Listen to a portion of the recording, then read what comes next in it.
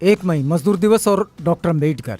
Baba Saheb doctor Ambedkar के श्रमिक वर्ग के उत्थान से जुड़े अनेक पहलुओं को भारतीय इतिहासकारों और मजदूर वर्ग के समर्थकों ने नजरअंदाज किया है, जबकि अम्बेडकर के कई प्रयास मजदूर आंदोलन और श्रमिक वर्ग के उत्थान हेतु प्रेरणा एवं मिसाल है। आइए आज बाबा साहेब के ऐसे ही कुछ प्रयासों पर नजर डालते हैं। नंबर 1, बाबा साहेब वायसराय की कार्यकारी परिषद में श्रम सदस्य थे। उन्हीं की वजह से फैक्ट्रियों में मजदूरों के 12 से 14 घंटे काम करने के नियम को बदलकर 8 घंटे किया गया था। नंबर 2, बाबा साहेब ने ही महिला श्रमिकों के लिए मातृत्व लाभ जैसे कानून बनाने की पहल की थी।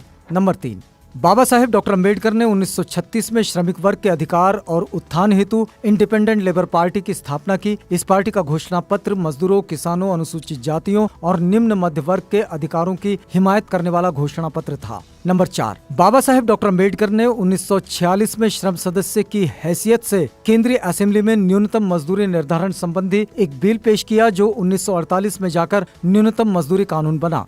नंबर 5, बाबा साहेब डॉक्टर अम्बेडकर ने ट्रेड डिस्प्यूट एक्ट में संशोधन करके सभी यूनियनों को मान्यता देने की आवश्यकता पर जोर दिया। 1946 में उन्होंने लेबर ब्यूरो की स्थापना भी की।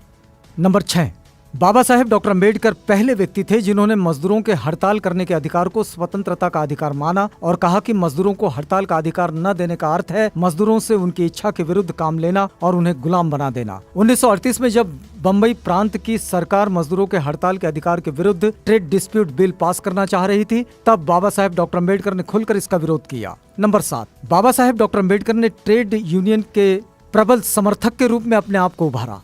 वह भारत में ट्रेड यूनियन को बेहद जरूरी मानते थे। वह ये भी मानते थे कि भारत में ट्रेड यूनियन अपना मुख्य उद्देश्य खो चुका है। उनके अनुसार जब तक ट्रेड यूनियन सरकार पर कब्जा करने को अपना लक्ष्य नहीं बनाती, तब तक वो मजदूरों का भला कर पाने में अक्षम रहेगी और नेताओं की झगड़ेबाजी का अड्डा बनी रहेगी। नंबर 8, बाबा साहेब डॉक्टर अम्बेडकर का मानना था कि भारत में मजदूरों के 2 बड़े दुश्मन हैं, पहला ब्राह्मणवाद और दूसरा पूंजीवाद। देश के श्रमिक वर्ग के उत्थान के लिए दोनों का खात्मा जरूरी है।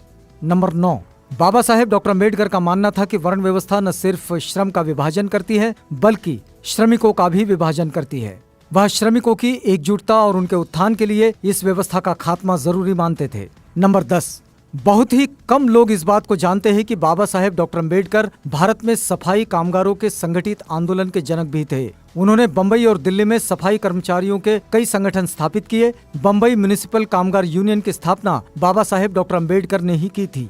इन तमाम कामों और प्रयासों के बावजूद भी विडंबना यह है कि बाबा साहेब डॉक्टर अम्बेडकर को आज के दिन याद नहीं किया जाता। मजदूर दिवस को आज भी एक खास विचारधारा से ही जोड़कर देखा जाता है। यही वजह है कि भारत में मजदूर दिवस के मायने समय के साथ सीमित हो चुके हैं। आज जरूरी है कि किसी खास विचारधारा से प्रेरित होकर मजदूर दिवस को देखने की बजाय ये देखा जाए कि भारत में मजदूरों का वास्तविक हितैषी कौन था। वह कौन था जिसने न सिर्फ उनके हक की बात की, बल्कि उसके लिए ठोस काम भी किया। इस मायने में भारत में डॉक्टर अम्बेडकर के आगे कोई भी नहीं ठहरता। आज कोई चाहकर भी उन्हें नजरअंदाज नहीं कर सकता है। इसलिए भारत में मजदूर दिवस बगैर डॉक्टर बाबा साहेब अम्बेडकर को याद किए और बिना उन्हें धन्यवाद दिए अधूरा है।